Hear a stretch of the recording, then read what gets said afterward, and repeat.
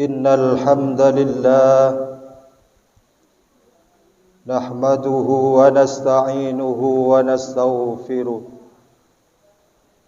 wa na'udzu billahi min shururi anfusina wa min sayyiati a'malina may yahdihillahu fala mudilla lahu wa may yudlil fala hadiya lahu.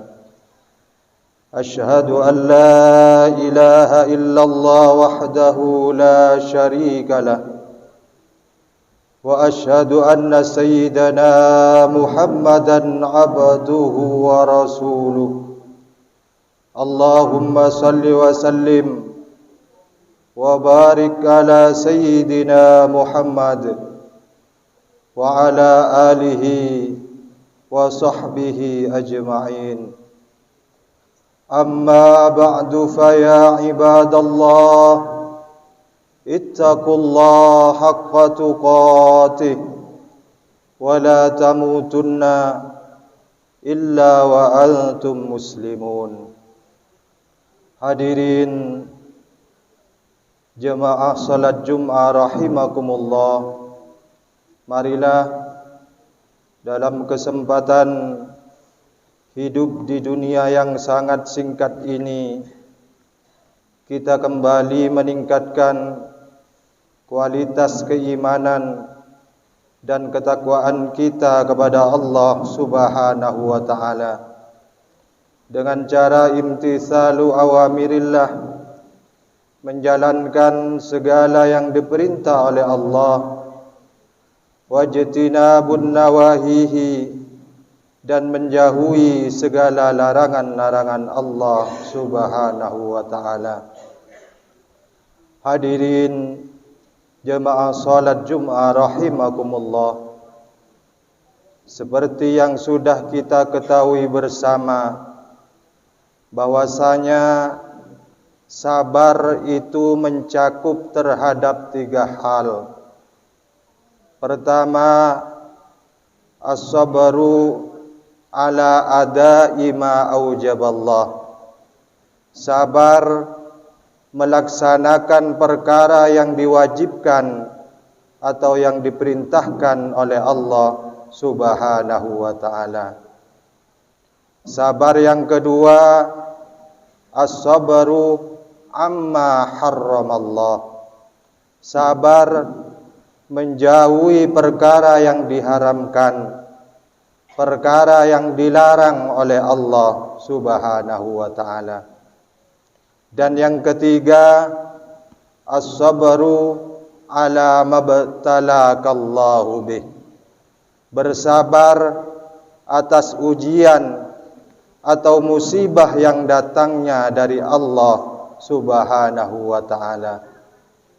Hadirin yang dimuliakan oleh Allah, menurut pendapat ulama, dari ketiga bentuk sabar ini yang paling banyak pahalanya dan yang paling berat untuk dilakukan adalah bersabar dalam menjauhi perkara yang diharamkan atau yang dilarang oleh Allah Subhanahu wa taala.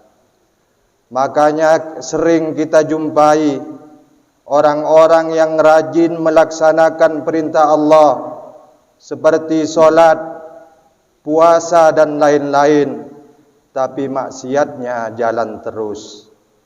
Mereka tidak mampu bersabar menjauhi perkara yang dilarang oleh Allah Subhanahu wa taala. Terlebih di akhir zaman seperti sekarang ini, di mana kemungkaran, kemaksiatan sudah merajalela dan dianggap hal yang biasa. Di saat banyak orang lain yang mencari kesenangan hidup dengan cara mengumbar hawa nafsu, kita justru dituntut oleh Allah untuk bersabar menahan diri dari ajakan hawa nafsu.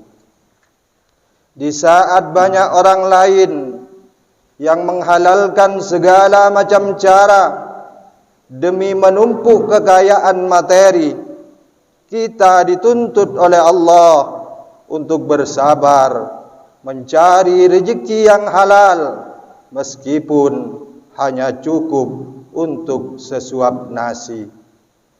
Jika kita sudah mampu menjadi pribadi yang sabar di dunia, maka kelak di akhirat kita akan mendapatkan pahala yang tak terbatas atau yang tak terhitung jumlahnya dari Allah Subhanahu wa ta'ala.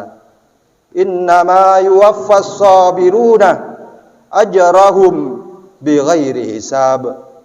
Hanyalah orang-orang yang sabar yang akan disempurnakan pahalanya oleh Allah tanpa batas. Dan orang-orang yang sabar akan selalu dijaga hidupnya oleh Allah, sebab Allah akan selalu menyertai di setiap langkahnya. Innallaha ma'as sabirin. Sesungguhnya Allah selalu menyertai orang-orang yang sabar. Hadirin yang dirahmati oleh Allah, di saat kita mendapatkan musibah atau ujian yang datangnya dari Allah, maka kita juga dituntut untuk bersabar. Ujian dalam hidup itu bisa berupa keburukan atau kesengsaraan, seperti terkena penyakit, sulitnya ekonomi, anak-anak yang nakal atau durhaka, dan lain sebagainya. Juga bisa berupa kebaikan, seperti diberi kesehatan, kekayaan, anak-anak yang taat dan penurut. Allah Subhanahu wa ta'ala berfirman dalam Al-Quran, wa nabluukum bisyarri wal khairi fitnah wa ilaina turja'un. Akan kami uji kalian dengan keburukan dan kebaikan, dan hanya kepada kami kalian akan kembali. Hadirin yang dimuliakan oleh Allah, ujian yang berupa keburukan bisa datang dari mana saja, termasuk dari anggota keluarga kita sendiri.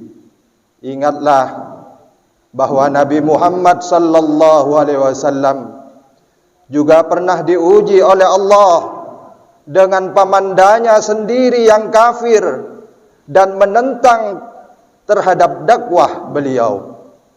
Nabi Nuh alaihi salam pernah diuji oleh Allah dengan anaknya sendiri yang bernama Kan'an, yang tidak patuh terhadap perintah orang tuanya. Nabi Lut pernah diuji dengan istrinya sendiri yang membangkang dan tidak taat kepada beliau. Nabi Yusuf alaihissalam juga pernah diuji oleh Allah dengan saudaranya sendiri yang hendak mencelakakan dan membunuh beliau. Dan masih banyak contoh yang bisa kita jadikan ibrah dalam kehidupan kita. Sepanjang kita menjalaninya dengan sabar, maka kita akan baik-baik saja dan akan mendapatkan pahala yang berlimpah dari Allah Subhanahu wa ta'ala.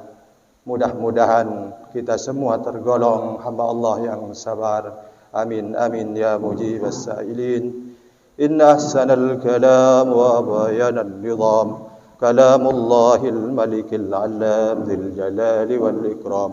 والله سبحانه وتعالى يقول وبقوله يهتدي المهتدون. أعوذ بالله من الشيطان الرجيم. إنا أعطيناك الكوثر فصل لربك وانحر إن شانئك هو الأبتر. بارك الله لي ولكم في القرآن العظيم ونفعني وإياكم بما فيه من الآيات والذكر الحكيم وتقبل مني ومنكم تلاوته إنه هو السميع العليم.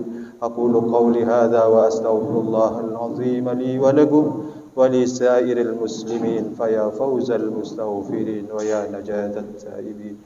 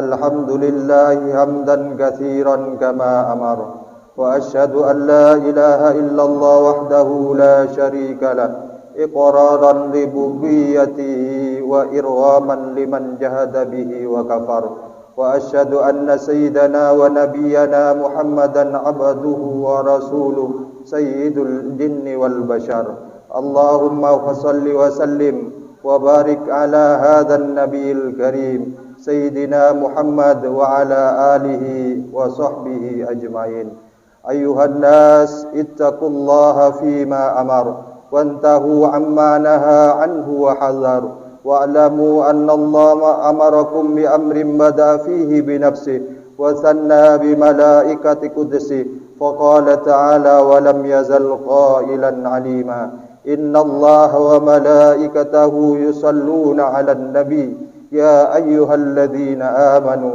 صلوا عليه وسلموا تسليما اللهم صل وسلم على سيدنا ومولانا محمد وعلى آل سيدنا ومولانا محمد كما صليت على سيدنا إبراهيم وعلى آل سيدنا إبراهيم وبارك على سيدنا ومولانا محمد وعلى آل سيدنا ومولانا محمد كما باركت على سيدنا إبراهيم وعلى آل سيدنا إبراهيم في العالمين إنك حميد مجيد اللهم وارض عن الخلفاء الراشدين الذين قضوا بالحق وكانوا به يعدلون أبي بكر وعمر وعثمان وعلي وعن الستة المتممين للعشرة الكرام وعن سائر أصحاب نبيك أجمعين وعن التابعين وتابع التابعين ومن تبعهم بإحسان إلى يوم الدين اللهم لا تجعل لأحد منهم في عنقنا ظلامة